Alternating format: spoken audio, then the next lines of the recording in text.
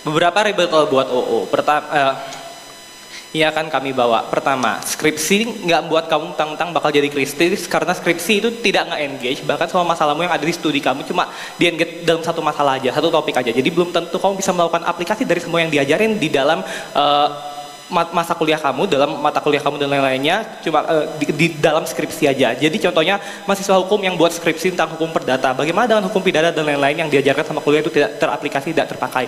Kedua, bagaimana kamu bisa menjelaskan pengangguran bakal terus menciptakan pekerjaan kalau dia menyelesaikan skripsi. Justru di sisi kami hal tersebut aneh, karena ketika mahasiswa menyelesaikan skripsi, insentif dia untuk membuat riset, mencari tahu tentang hal-hal segala macam itu bakal hilang karena dia cuma peduli buat skripsinya aja. Ketiga, bagaimana kamu bisa menjelaskan bahwa cuma melalui skripsi lah inovasi bagi masyarakat, bagi perguruan tinggi dan lain-lain itu bisa ada terus-terusan. Justru insentif itu ada dengan sendirinya karena perguruan tinggi mereka itu dituntut melakukan itu dari pemerintah, dan pelaku biasanya untuk melakukan riset-riset tersebut adalah dosen karena mereka terikat pada perguruan tinggi dan hal itu bersifat wajib. Jadi hal-hal itu lebih penting dan berperan daripada skripsi di status quo. Inilah yang terjadi pada status quo pada masyarakat seperti Oji. Tidak semua orang bisa ikut lomba debat, tapi semua orang juga bisa baca. Bahkan di matkul aja, di mata kuliah di pelajaran biasa aja udah ada analisis, udah ada pelajaran diskusi, udah pelajaran baca, pelajaran meng-engage satu sama lain, tugas kelompok dan lain-lain yang buat kamu juga kritis, dan itu dilaksanakan selama masa kuliah.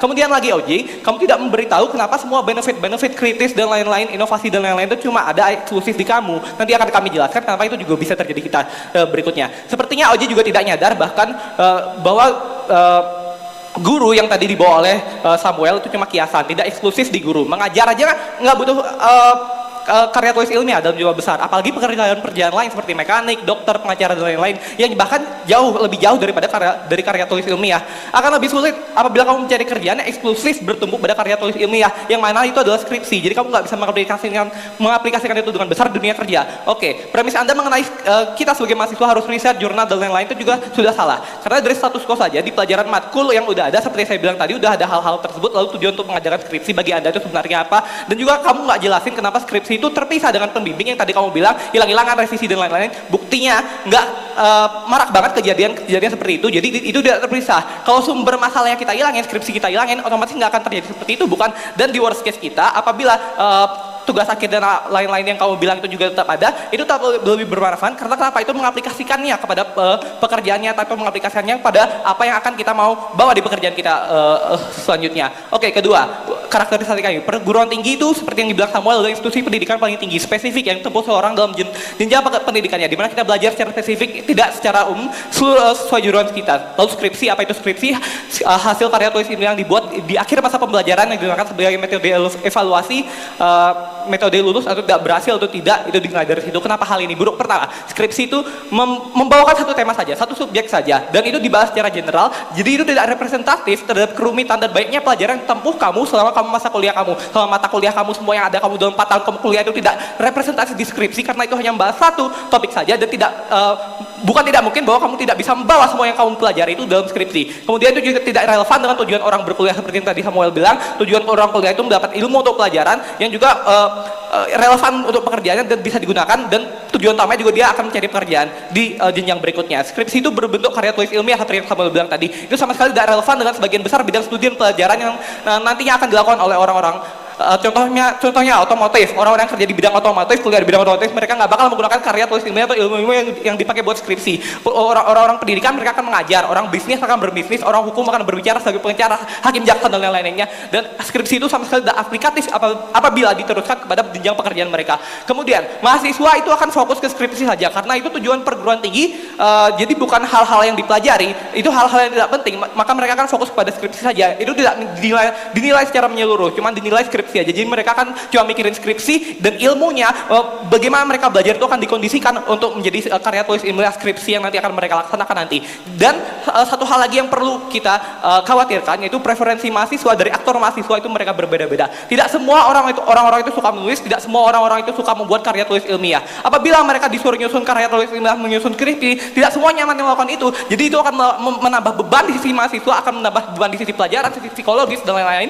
Mohon maaf karena saya sedang berbicara. Skripsi sebagai hasil evaluasi pun tidak relevan, karena skripsi hanya mengukur analisis mahasiswa terhadap topik yang dideskripsikan saja. Jadi apabila kita cuma memilih satu topik, bukan tidak mungkin hal-hal itu tidak representatif terhadap topik-topik yang kita pelajari lain-lainnya sama masa kuliah.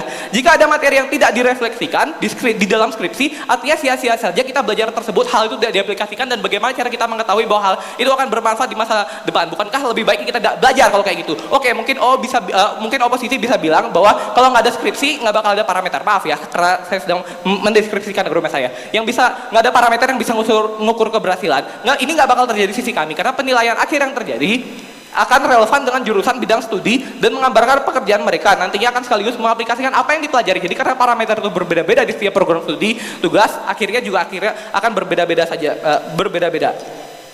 Oke.